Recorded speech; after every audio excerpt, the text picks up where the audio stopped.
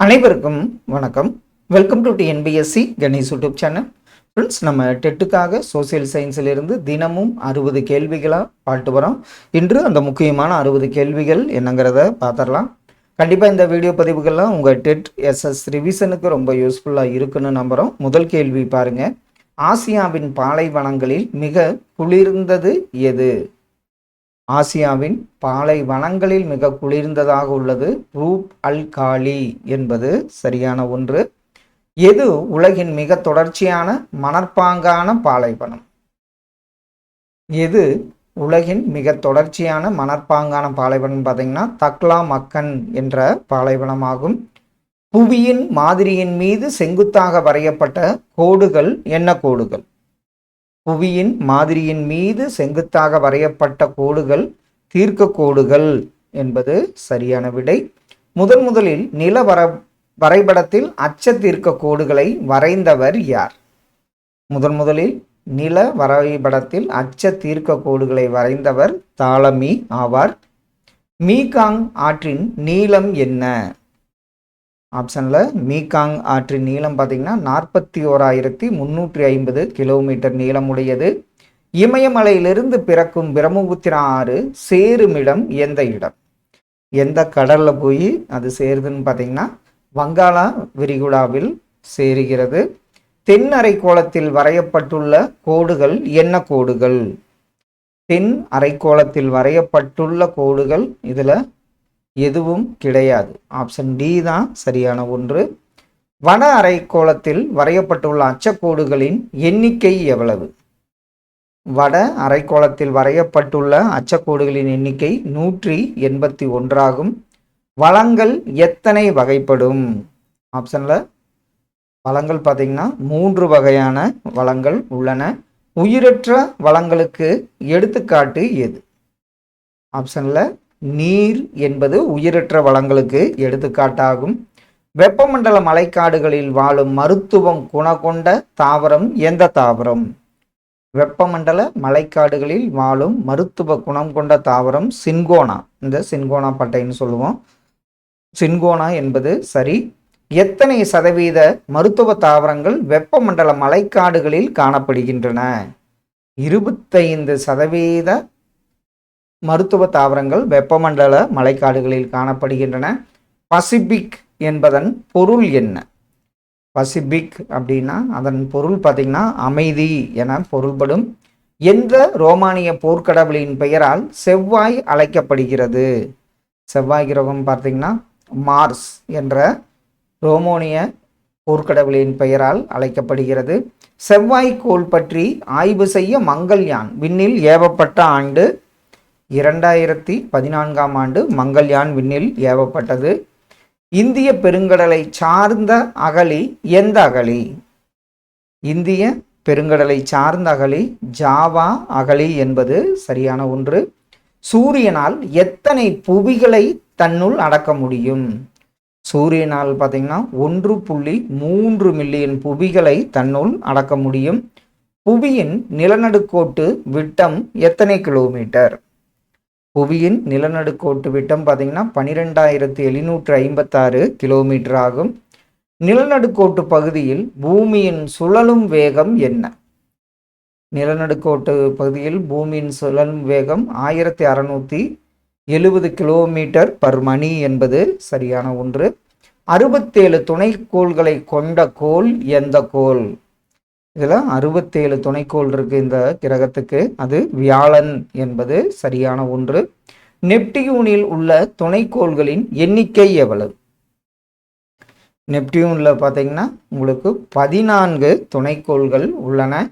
கடல் மட்டத்திலிருந்து எவ்வளவு குறைவான உயரம் கொண்ட நிலத்தோற்றம் சமவெளிகள் எனப்படுகின்றன?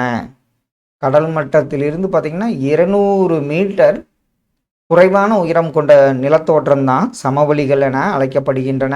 உரிமையின் அடிப்படையில் வளங்களை எத்தனை வகைகளாக பிரிக்கலாம்? உரிமையின் அடிப்படையில் வளங்களை பார்த்தீங்கன்னா 7 வகைகளாக பிரிக்க முடியும்.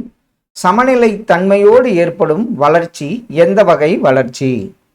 சமநிலை தன்மையோடு ஏற்படும் வளர்ச்சி பார்த்தீங்கன்னா நிலையான வளர்ச்சியாகும்.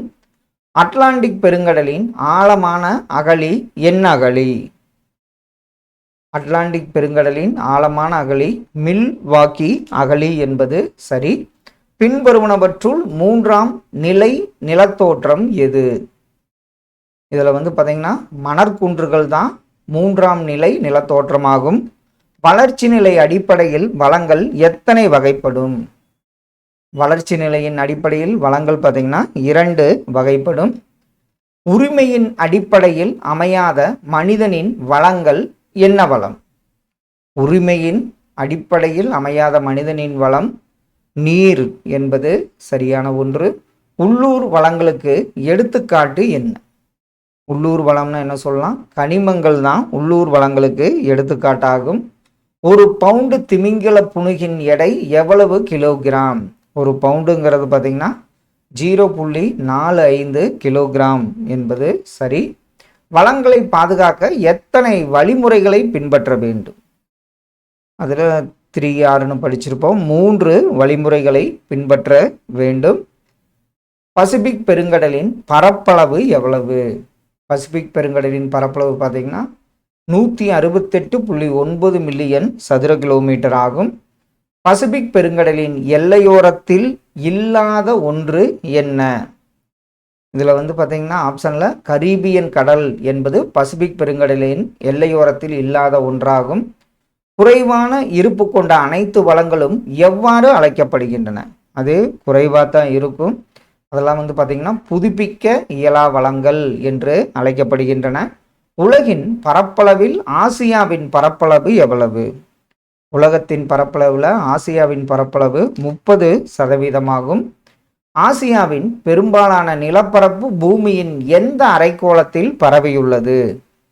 இது பார்த்தீங்கன்னா ஆசியாவின் பெரும்பாலான நிலப்பரப்பு பூமியின் வட அரைக்கோளத்தில் அமைந்துள்ளது. உலக மக்கள் தொகையில் எத்தனை சதவீத மக்கள் தொகையை ஆசிய கண்டம் உள்ளடக்கியுள்ளது? உலக மக்கள் தொகையில் 60% ஆசிய கண்டத்தில் உள்ளது. நிலத்தோற்றம் மற்றும் அரசியல் நிலைப்பாடுகளின் அடிப்படையில் ஆசியா எத்தனை பகுதிகளாக பிரிக்கப்பட்டுள்ளதுன்னு பார்த்தீங்கன்னா ஆப்ஷனில் நிலத்தோற்றம் மற்றும் அரசியல் நிலைப்பாடுகளின் அடிப்படையில் ஆசியா 5 பகுதிகளாக பிரிக்கப்பட்டுள்ளது. ஆசியாவின் இயற்கை அமைப்பினை எத்தனை வகைகளாக பிரிக்கலாம்? ஆசியாவின் இயற்கை அமைப்பினை 5 வகைகளாக பிரிக்கலாம். கீழ்கண்டவற்றுள் எது ஆசியாவின் இயற்கை அமைப்பு பிரிவுகளில் இல்லாதது எது? ஆப்ஷனில் பார்த்தீங்கன்னா மத்திய ஆசியா என்பது சரியான ஒன்று. கீழ்கண்ட மலைத்தொடர்களில் பாமீர் முடிச்சிலிருந்து பரவி காணப்படாத ஒன்று எது? அது பார்த்தீங்கன்னா அல்டாய் என்பது தான் பாமீர் முடிச்சிலிருந்து பரவி காணப்படாத ஒன்றாகும். ஆசியாவில் உள்ள உலகின் தாழ்வான பகுதி எது? ஆசியாவில் உள்ள உலகின் தாழ்வான பகுதி சாக்கடலாகும். கீழ்கண்ட மலைத்தொடர்களில் ஆர்மீனியன் முடிச்சிலிருந்து பரவி காணப்படும் ஒரு தொடர் எது? ஆர்மீனியன் முடிச்சிலிருந்து பரவி காணப்படும் ஒரு தொடர் பார்த்தீங்கன்னா எல்பிரஸ் தொடராகும். தெற்காசியாவில் பாயும் வற்றாத ஆறுகளில் ஒன்று எது? தெற்காசியாவில் பாயும் வற்றாத ஆறுகளில் ஒன்று சிந்து ஆகும். மேற்காசியாவில் பாயும் ஆறு எந்த ஆறு? ஆப்ஷனில் பார்த்தீங்கன்னா டைகிரிஸ் என்பது தான் மேற்காசியாவில் பாயும் ஆறாகும். ஆசியாவின் தெற்கு மற்றும் தென்கிழக்கு பகுதியில் பாயாத ஆறு எந்த ஆறு? இதில் தெற்கு மற்றும் தென்கிழக்கு பகுதிகளில் பாயாத ஆறு டைகிரிஸ் ஆகும். யாங்சின் ஆற்றின் பிறப்பிடம் என்று அழைக்கப்படும் பீடபூமி எந்த பீடபூமி? யாங்சின் ஆற்றின் பிறப்பிடம் எந்த பீடபூமின்னு பார்த்தீங்கன்னா திபெத் பீடபூமி ஆகும். ஆசியாவின் வடகிழக்கு பகுதியில் மிக குளிர்ந்த குளிர்காலமும் எந்தளவு மிதமான மழைப்பொழிவும் காணப்படுகிறது?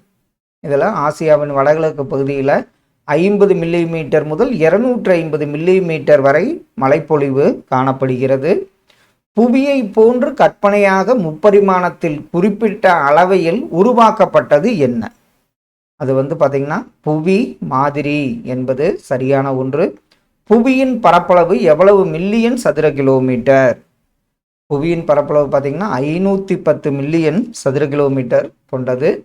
புவி தனது அச்சில் எவ்வளவு கோண அளவு சாய்ந்த நிலையில் தன்னைத்தானே சுற்றி வருகிறது? நம்ம பார்த்துருக்கோம் 23 டிகிரி அச்சில் தான் புவி தன்னைத்தானே சுற்றி வருகிறது. தாலமி புவியின் அளவை பற்றிய எழுதிய புத்தகத்தின் பெயர் என்ன? அவர் பார்த்தீங்கன்னா ஜாகர்பியா என்ற புத்தகத்தை தாலமி எழுதியுள்ளார். நிலநடுக்கோட்டிலிருந்து வடதுருவம் வரை வட அரைக்கோளத்தில் கிடைமட்டமாக வரையப்பட்டுள்ள கோடுகள் என்ன கோடுகள்? நிலநடுக்கோட்டிலிருந்து வடதுருவம் வரை வட அரைக்கோளத்தில் கிடைமட்டமாக வரையப்பட்டுள்ள கோடுகள் வட அச்ச கோடுகளாகும். 0 டிகிரி அச்சக்கோட்டிலிருந்து 23.5 டிகிரி வடக்கு மற்றும் தெற்கு பகுதியில் வரையப்பட்டுள்ள அச்சக்கோடுகள் என்ன கோடுகள்? அந்த கோடுகள் பார்த்தீங்கன்னா தாள் கோடுகள் ஆகும். 23 டிகிரி வடக்கு முதல் 662 டிகிரி வடக்கு வரையிலும் 23 டிகிரி தெற்கு முதல் 66 டிகிரி தெற்கு வரையிலும் வரையப்பட்டுள்ள அச்சக்கோடுகள். அது 666 கிடையாது, 66.5 டிகிரி. அந்த கோடுகள் பார்த்தீங்கன்னா மத்திய அச்ச கோடுகளாகும். புவி நிகர்கோள் என அழைக்கப்படும் கோள் எதுன்னு பாருங்க. ஆப்ஷன்ல புவி நிகர்கோள் வெள்ளி என்பது சரி. எந்த ரோமானிய பெண் கடவுளின் பெயரால் வெள்ளி அழைக்கப்படுகிறது? அந்த ரோமானிய பெண் கடவுள் யாருன்னு பார்த்தீங்கன்னா வீனஸ் என்பது சரியான ஒன்று. ஒளியாண்டில் பயணிக்கும் ஒளியின் திசை வேகம் என்ன? ஒரு ஒளியாண்டில் 3 லட்சம் கிலோமீட்டர் பர் வினாடி ஒளி திசை வேகம் பயணிக்கிறது.